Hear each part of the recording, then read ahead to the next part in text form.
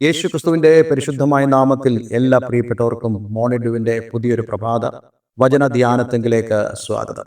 കഴിഞ്ഞ ദിവസങ്ങളിൽ നമുക്ക് വളരെ അനുഗ്രഹിക്കപ്പെട്ട ആത്മീക ചിന്തിക്കുവാൻ, ധ്യാനിപ്പാൻ തക്കവണ്ണം ദൈവം നമ്മെ സഹായിച്ചു. ഇന്ന് നമ്മൾ മത്തായിയുടെ സുവിശേഷം 11-ാം അധ്യായം അതിന്റെ 28 മുതൽ 30 വരെയുള്ള നമ്മുടെ വചനഭാഗത്തിന്റെ അവസാനത്തെ വചന ധ്യാനമായിട്ടാണ് നമ്മൾ ഇന്ന് ചിന്തിക്കുവാൻ ആഗ്രഹിക്കുന്നത്. ഈ ദിവസങ്ങൾ നമ്മൾ ധ്യാനിച്ചതായ വേദഭാഗം നിങ്ങളുടെ ഹൃദയത്തിലുണ്ട് എന്ന് ഞാൻ വിശ്വസിക്കുന്നു.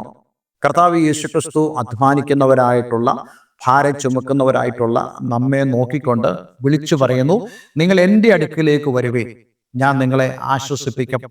എങ്ങനെ ആശ്വസിപ്പിക്കുമെന്ന് യേശുക്രിസ്തു പറഞ്ഞു, ഞാൻ സൗമ്യതയും താഴ്മയും ഉള്ളവനാകിയാൽ എൻ്റെ നുകം ഏറ്റുകൊണ്ട് എന്നോട് പഠിപ്പീൻ, എന്നാൽ നിങ്ങളുടെ ആത്മാക്കൾക്ക് ആശ്വാസം കണ്ടെത്തും. ഈ ഭൂമിയിൽ ദൈവമക്കൾ എന്ന വണ്ണം നമുക്ക് ശരിയായിട്ട് ജീവിക്കുവാൻ കഴിയുമോ എന്ന് ചോദിച്ചു കഴിഞ്ഞാൽ ഇല്ല എന്നുള്ളതാണ് പ്രത്യക്ഷത്തിലുള്ള എൻ്റെ മറുപടി. പക്ഷേ നമുക്ക് സാധ്യമാണ്, യേശുക്രിസ്തുവിനോട് കൂടെ നമുക്ക് സാധ്യമാണ് എന്നുള്ള മറ്റൊരു മറുപടിയും അനുബന്ധമായി ഞാൻ പറയും. അതിൻ്റെ കാരണം എന്ന് പറയുന്നത് ഈ ഒരു വാക്യമാണ്. കാരണം ഇവിടെ കർത്താവ് യേശുക്രിസ്തു പറയുന്നു, നിങ്ങൾ എൻ്റെ അടുക്കലേക്ക് വന്നാൽ നിങ്ങൾ എൻ്റെ മുഖം ഏൽക്കേണ്ടതായിട്ട് വരും. യേശുക്രിസ്തുവിന്റെ അടുക്കിലേക്ക് വരുന്നതായ ആളുകൾ കേവലം വന്ന് കണ്ട് മടങ്ങിപ്പോകുന്നവരായിട്ടുള്ള ആളുകളായിരിക്കരുത്, മറിച്ച് അവന്റെ മുഖം ഏറ്റെടുക്കുന്നവരായി മാറണമെന്ന് യേശു ആഗ്രഹിക്കുന്നു. യേശുക്രിസ്തുവിന്റെ ജീവകാലത്ത്, അല്ലെങ്കിൽ ഈ ഭൂമിയിൽ യേശുക്രിസ്തു ആയിരുന്നപ്പോൾ തന്റെ മുമ്പിൽ എപ്പോഴും ഉണ്ടായിരുന്ന 2 വിഭാഗം ആളുകൾ ഉണ്ടായിരുന്നു. ഒന്നാമത് യേശുക്രിസ്തു തിരഞ്ഞെടുത്ത തന്റെ ശിഷ്യന്മാർ, അല്ലെങ്കിൽ യേശുക്രിസ്തുവിനെ അനുഗമിക്കുന്നവരായ ശിഷ്യന്മാർ. രണ്ടാമത്തത് പുരുഷാരം, മൾട്ടിറ്റ്യൂഡ്സ് എന്നാണ് ഇംഗ്ലീഷിൽ പറയുന്നത്. ഈ പുരുഷാരം യേശുക്രിസ്തുവിന്റെ അടുക്കിലേക്ക് വരുന്നെങ്കിലും അവർ ഒരിക്കലും നുകം ഏറ്റെടുക്കുവാൻ തയ്യാറാകാത്ത ആളുകളായിരുന്നു.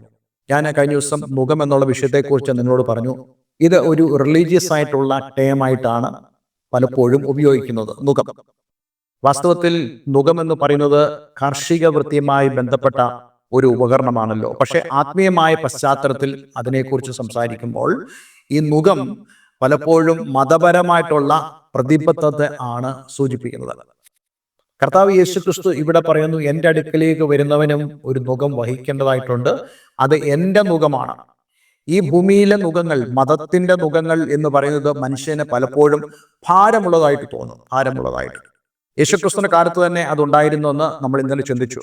യേശുക്രിസ്തുവിന്റെ കാലത്ത് നമുക്കറിയാം, യേശുക്രിസ്തു വളരെ ശിശുവായിരുന്ന സമയത്ത് ദേവാലയത്തിലേക്ക് പോകുമ്പോൾ യേശുക്രിസ്തു തൻ്റെ ഈ ഭൂമിയിലെ വളർത്തമ്മയും വളർത്തപ്പനുമായി ജോസഫും മറിയയും അവരെ ഒന്നിച്ചു പോകുമ്പോൾ അവരുടെ കയ്യിൽ യാഗമർപ്പിക്കുവാൻ കുറുപ്രാവായിരുന്നു ഉണ്ടായിരുന്നത്.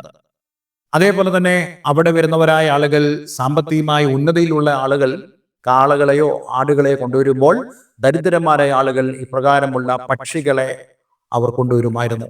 നോക്കണം, ഇവിടെ എല്ലാം നമുക്ക് ആ നുകത്തിന്റെ സ്വാധീനം കാണുവാൻ കഴിയും.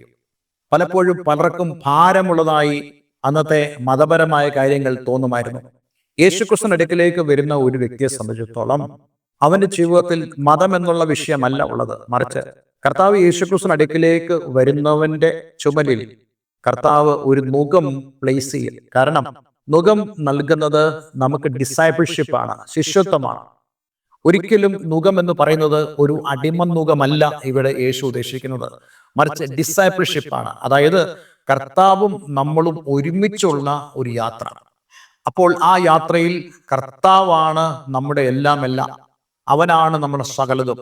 നമ്മൾ പോകേണ്ട വഴി എങ്ങോട്ടാണെന്ന് അവൻ പറഞ്ഞു തരും, നമ്മൾ എടുക്കേണ്ട തീരുമാനം എന്താണെന്ന് അവൻ പറഞ്ഞു തരും. അതുകൊണ്ട് യേശുക്രിസ്തുവിന്റെ അടുക്കിലേക്ക് വരുന്നവൻ ഈ നുകം വഹിക്കണം.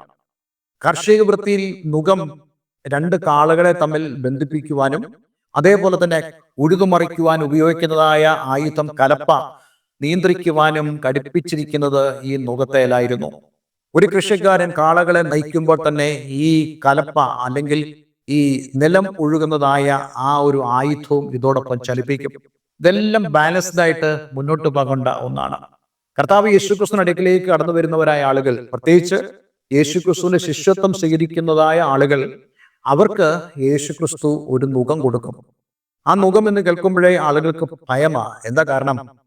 ഞങ്ങൾ ഇപ്പോൾ തന്നെ ഒരു ഭാരമുള്ള നുകമാണ് വഹിക്കുന്നത്, ഇനി നീ തരുന്ന നുകം കൂടെ ഞങ്ങൾക്ക് വഹിക്കുക വളരെ പ്രയാസമാണ്. ഇന്ന് എനിക്കറിയാം അനേക ആളുകളും അവരുടെ ആത്മീയ ജീവിതത്തിൽ തങ്ങൾ അനുഭവിക്കുന്നതായ നുകങ്ങൾ വളരെ ഭാരമുള്ളതായിട്ട് അവർക്ക് തോന്നാറുണ്ട്. ചില മത നിയമങ്ങൾ, അതേപോലെ തന്നെ പ്രാർത്ഥിക്കുന്ന കാര്യം പോലും പലർക്കും നുകമായിട്ടാണ് ഫീൽ ചെയ്യുന്നത്. ഒരു ഭാരമുള്ള ഒന്നായിട്ടാണ് അവർക്ക് ഫീൽ ചെയ്യുന്നത്. പക്ഷെ കർത്താവ് ഇവിടെ പറയുന്നു, എന്റെ നുകം മൃദുവും എന്റെ ചുമട് ലഘുവുമാകുന്നു. അപ്പോൾ കർത്താവ് യേശുക്രിസ്തുവിന്റെ അടുക്കിലേക്ക് വന്നവരായ ആളുകൾ, നാം നമ്മുടെ ഭാരങ്ങളെ യേശുക്രിസ്തുവിന്റെ മേൽ ഇടണം. പക്ഷെ പകരം യേശു നമുക്ക് എന്തു തരുന്നു? യേശു നമുക്ക് അവന്റെ നുകം തരുന്നു. എന്ന് പറഞ്ഞാൽ ഇതുവരെയുള്ള ഭാരങ്ങളെ യേശുവിന്റെ അടുക്കിലേക്ക് വരുമ്പോൾ മറക്കുവാനും, അതേസമയം തന്നെ കർത്താവ് യേശുക്രിസ്തു നമുക്ക് നൽകുന്നതായ ആ ചുമടും അതേപോലെ തന്നെ ആ നുകവും വഹിക്കാനുള്ളതായ ഒരു അവസരം കർത്താവ് നമുക്ക് നൽകുകയാണ്. അതിനർത്ഥം നമ്മൾ ഡിസൈപ്പിൾഷിപ്പിന് പ്രാധാന്യം കൊടുക്കണം, ശിഷ്യത്വത്തിന് പ്രാധാന്യം കൊടുക്കണം. ശിഷ്യത്വം എന്ന് പറയുന്നത് ഓൾ അബൌട്ട് ലേണിംഗ്. നമ്മൾ പഠിക്കുന്നതാണ് ശിഷ്യത്വം എന്ന് പറയുന്നത്. ശിഷ്യത്വം എന്നുള്ള ആ ഒരു പദത്തിന്റെ മൂലപദം തന്നെ മെത്തഡസ് എന്നൊരു പദമാണ് കൊടുത്തിരിക്കുന്നത്. അതിന്റെ അർത്ഥം വൺ ഹു ലേൺസ്. പഠിക്കുന്നവൻ ആരാണോ അവനാണ് ശിഷ്യൻ. ഇവിടെ കർത്താവ് യേശുക്രിസ്തു അതുതന്നെയാണ് പറയുന്നത്, നിങ്ങൾ എന്നോട് പഠിപ്പീൻ, അതായത് എന്നെ അനുഗമിപ്പീൻ, എന്റെ ശിഷ്യനായി തീരുവീൻ എന്ന് മാത്രമല്ല, ശിഷ്യനായി തീരുന്ന ആള് ഗുരു നൽകുന്നതായ ഉപദേശങ്ങളെ അവൻ വഹിക്കണം. അതാണ് അവന്റെ ഭാരം എന്ന് പറയുന്നത്. അതേപോലെ തന്നെ ഗുരുവിന്റെ അധികാരത്തെ അവൻ അംഗീകരിക്കണം. നമ്മൾ ഇതേ കാര്യം തന്നെ ആദ്യ ദിവസം മുതൽ പറയുന്നുണ്ട്. നമ്മൾ അവന്റെ പരമാധികാരത്തെയും അവന്റെ വചനങ്ങളെയും ഫോളോ ചെയ്യണം. അതാണ് നമ്മുടെ നുകം. അത്രയേ ഉള്ളൂ യേശു ഉദ്ദേശിക്കുന്നത്.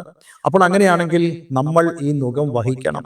പക്ഷെ യേശു ക്രിസ്തു മുൻകൂട്ടി തന്നെ ഒരു കാര്യം പറയുന്നു, എന്റെ നുകം മൃദുവും എന്റെ ചുമട് ലഘുവുമാകുന്നു.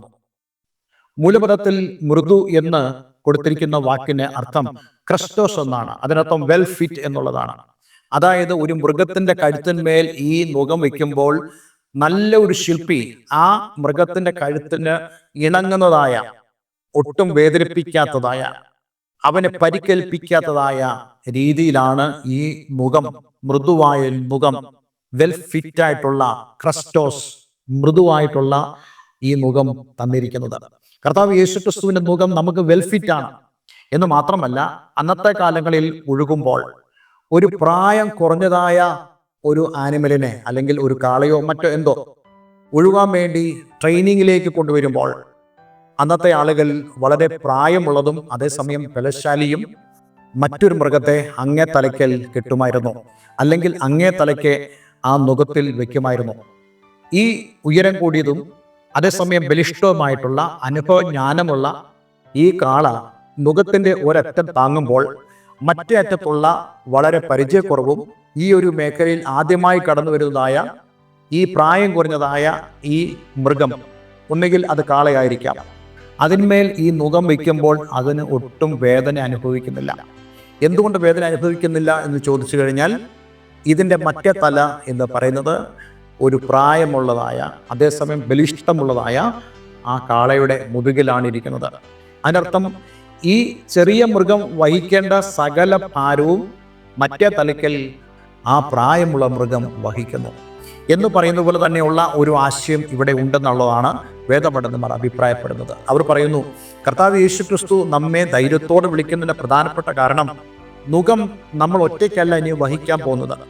ഇതുവരെ നമ്മൾ ഒറ്റയ്ക്ക് വഹിച്ചു, പക്ഷെ ഇനി നമ്മൾ ഒറ്റയ്ക്കല്ല, മറിച്ച് യേശുക്രിസ്തു നമ്മളോടുകൂടെ അവൻ നമുക്ക് നൽകുന്നതായ നുകം, അതിൻ്റെ ഒരു ഭാഗം അവൻ വഹിക്കുന്നു. ഈ ഭാരത്തിന്റെ ഏതാണ്ട് ശിഷ്ടഭാഗവും യേശു തന്നെയാണ് വഹിക്കുന്നത്. അതുകൊണ്ട് അങ്ങനെയുള്ള ഒരു അനുഭവത്തിലേക്ക് നമ്മൾ കടന്നു വരുമ്പോൾ നമുക്ക് ഒട്ടും ഭാരം തോന്നുകയില്ല. പ്രത്യേകിച്ച് ആത്മീക ജീവിതത്തിൽ വളരെയധികം ഭാരങ്ങൾ ആളുകൾക്കുണ്ടാകാറുണ്ട്. കർത്താവ് യേശുക്രിസ്തുവിനെ പിൻഗമിക്കുമ്പോൾ, ഒരു ദൈവവചന അനുസൃതമായിട്ടുള്ള ഒരു ജീവിതം നയിക്കുമ്പോൾ നമുക്ക് പലപ്പോഴും ഭാരങ്ങൾ വളരെ വളരെ വർദ്ധിക്കാറുണ്ട്.